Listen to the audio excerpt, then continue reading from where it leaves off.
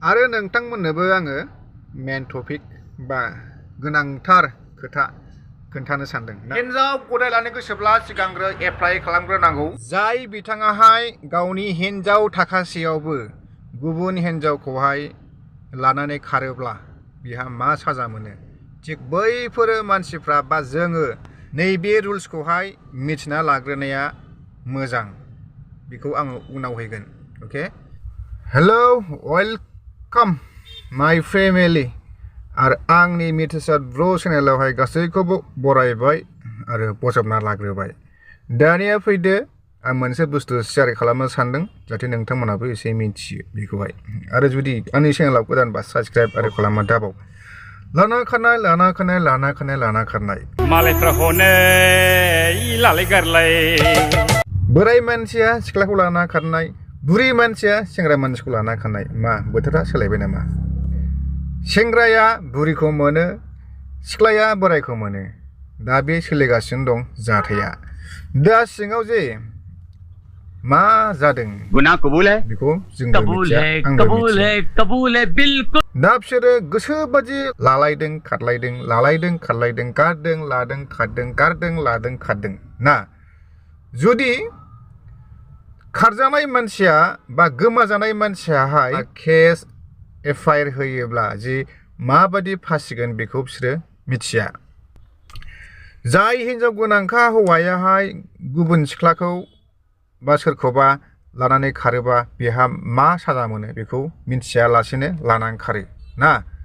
दा आङो बेखौ एसे प्लास खालामदेरफानोसै। नैबे सेरफांगुरिनि 1 नं सियालमारिनि सासे बिउटि बसुमतारी। बिउटि बसुमतारीनि बिफाया जाबाय बिजु बसुमतारी। बै जारौआ सासे हौवाजों लाना खारजादों। हौवाया जाबाय जाहारबारि थाइसौगुरिनि, मुङा जाबाय गेरेमसा गयारी। आरो गेरेमसा गयारीनि बिफाया जाबाय फुरफुल' गयारी।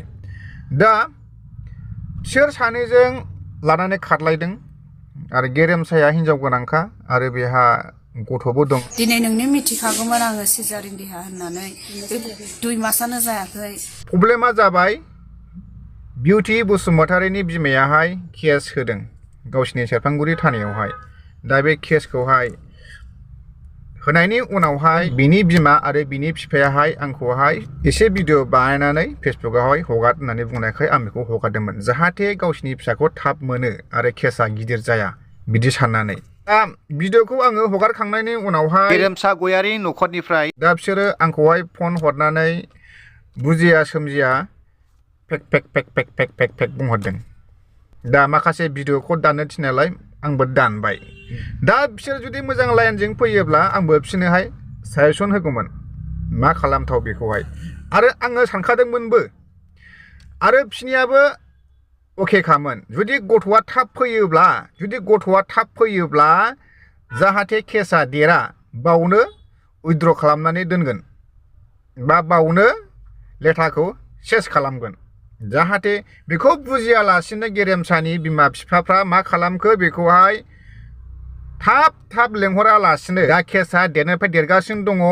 आंबो गेरेमसानि प्रब्लेमावबो आंबो बेखौहाय मदद होगौमोन, जाहाथे बेनो जे आंनि मदद होनाया जुदि गेरेमसाया थाब फैयोमोनब्ला बेनि लेथायाहाय बा बेनि प्रब्लेमाहाय जायगायावनो स्रां जागौमोन। नाथाय दा बांलांगासिनो दङ। दा मेन पइन्टआ जाबाय नैबे भुगिनांगोन गभर्नमेन्टनिफ्राय साजा।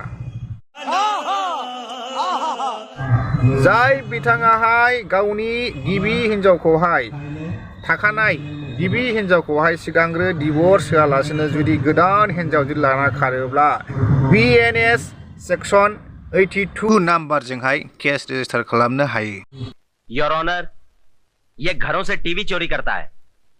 गोबाव सम थायालासिनो थाबैनो थाब पुलिस थानायावहाय एफआइआर होनांगौ। बा आन्दाज मोनखानाय जुदि दङब्ला डाइरेक्ट उमुगा आंनि मानसिखौहाय किडनेप खालामबाय होननानै डाइरेक्टलि केस होनांगौ। अब्लानो थाबैनो थाब आरो पुलिसफ्रा एक्सन लायो बिदिखौ, आरो फास्ट जायो बिसोरनि खामानिया, थाबसिन जायो। मिथिबाय?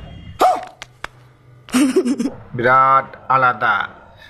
गावनि मोनखानाय हिन्जावखौ बजबनानै ला बा गावनि मोनखानाय हौवाखौ बजबनानै ला बेजोंनो आराम मोजाङै मोजां सान्थि रोखोमै सान्थिबाबो रायजो जा दा जुदि बिदिखौ जुदि बुजियालासिनो नोङो लालाय गारलाय खालामबाय थायोब्ला नोंखौ गभर्नमेन्टआ मोजां रोखोमैनो साजा होगोन मिथिबाय दा आंनि भिडिअखौ जाय बिथांमोनाहाय मोजां मोनदों हायो माने शेयार खालाम आरो हानाय मानिखौहाय आंबो नोंसिनिहाय आंनि गियान मोननायखौ आं नोंसिनो शेयार खालामनो नाजागोन दै बर' हारिनि